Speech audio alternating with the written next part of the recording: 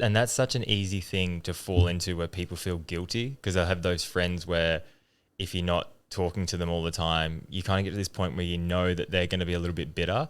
So then it kind of, it pushes you away more because you're like, if I catch up with you, you're just going to be like, why haven't you seen me? And my nan was perfect for that. Like we would go see her and she's like, why don't you see me more often? And I'm like, I'm here now. Why are you making me feel bad about not seeing you more when I'm here now? Yeah. And you don't come and see us. You live 5 minutes from where we lived. And she's like, I don't have a car. I'm like, I'll pay for a taxi. You don't call us. You don't ring. And then you make us feel bad about not coming to see you. And we just stopped seeing her. Like it sounds kind of bad, but she just wasn't the most loving, caring person. And we got sick of getting guilt tripped into not seeing someone when we're seeing them. And not taking responsibility that she's not doing the same thing. It's like, oh, he hasn't called me in ages. I'm like, you haven't called them either. Like that's a two-way street there. And people get so caught up on they haven't called me or they haven't checked in with me. I'm like, have you? No.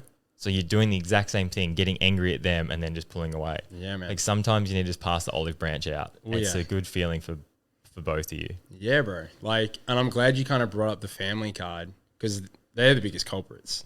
Yeah. Like friends, different, like relationship. And it's almost like literally just making this up right now.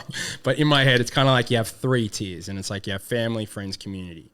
And community has by far been the most exciting in all of that. Because like community is like the spontaneity of it all. It's about you doing you and then whatever comes up in that environment, you're just sitting with and you're just enjoying. You can remove yourself whenever. You don't have to show up a certain way. Friendship, different ball game. Obviously, people know you for you. They're kind of expecting you to show up a certain way. If you don't show up that certain way, they'll start questioning you like, what's wrong with you? Why are you moody? Why are you this? Have I done something? And it's like, no, I'm just fucking hungry or like just something like that. And then family, man, like we all know, it's not like it's literally one of those things where it's like people have the excuse for you to be there. Like it's like everything that's coming up in life.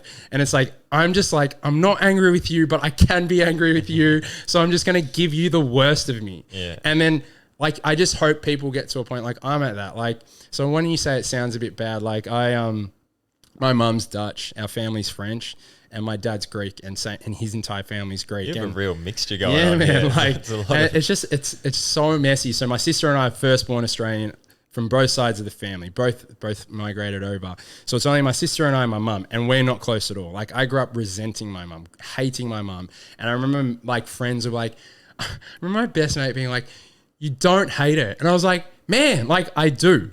And like the fact that you don't understand why, and I know like this might people like Shamam or whatever, but it's like I have a deep amount of respect for her and I do love her, but it's like because she's my mom, she doesn't have an excuse to treat me the way that she does and the way that she communicates to me. And I always break it down. I'm like, if she wasn't my mom, she's not someone I would want to share time with.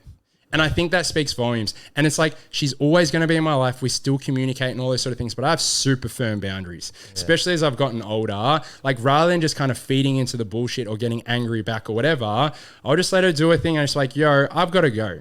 Yeah. And it's just like, and our relationship's gotten better because of that. Cause she kind of knows now. It's like, I'm just going to remove myself from the situation right away if things kind of go in a certain direction. Why do you feel that way? Yeah. Feel that way about it. Oh man. So grew up in a low income household. So that in itself already paints a big picture, particularly if you've grown up in a low income household or you've grown up in housing commission or you've grown up on things where the government is very present in your life and what your livelihood looks like.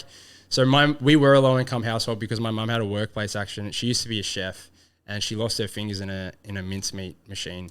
And it was just like such a significant and traumatic event, and her life just cascaded. It was just like, it just fell into a massive heap from there.